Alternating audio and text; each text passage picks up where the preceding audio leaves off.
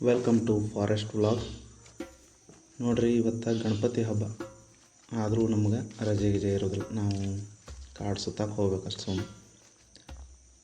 ಇವತ್ತು ಕಾವೇರಿ ನದಿನ ಮೇಲಿಂದ ಬೆಟ್ಟದ ಮೇಲಿಂದ ನೋಡ್ಬೇಕಂತೇಳಿ ಮೇಲೆ ಹತ್ತಿದ್ವಿ.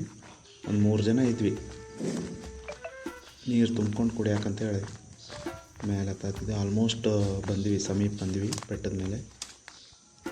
ಆ್ಯಕ್ಚುಲಿ ನಾನು 3-4 ದಿನದಿಂದ ವಿಡಿಯೋ ಹಾಕಿಲ್ಲ, ಯಾಕಂದ್ರೆ ನಾನು ತಮಿಳ್ನಾಡಿಗೆ ಹೋಗಿದ್ದೆ.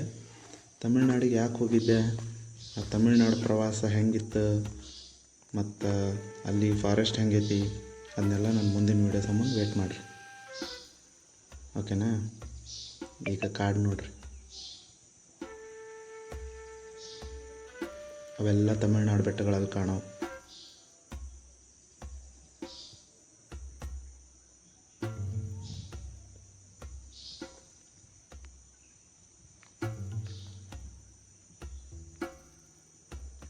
ನನ್ನ ಹಿಂದೆ ನೋಡಿ, ನನ್ನ ಹಿಂದೆ ಕಾಣ್ತಾವಲ್ಲ, ಆಲ್ಮೋಸ್ಟ್ ಇದೊಂಥರ ವ್ಯಾಲಿ, ಕಣಿವೆ ಇದ್ದಂಗೆ ಐತಿ.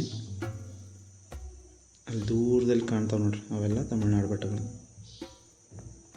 ಆಲ್ಮೋಸ್ಟ್ ನಾವು ಕರ್ನಾಟಕ ಬಾರ್ಡರ್ ಹತ್ರನೇ ಇದೀವಿ.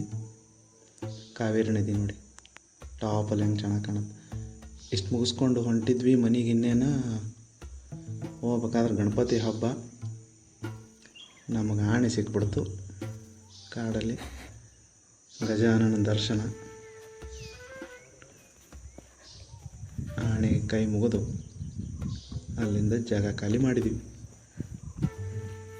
ಎಷ್ಟು ಗಂಭೀರದಿಂದ ನಡೀತದೆ ನೋಡ್ರಿ ಆಣೆ.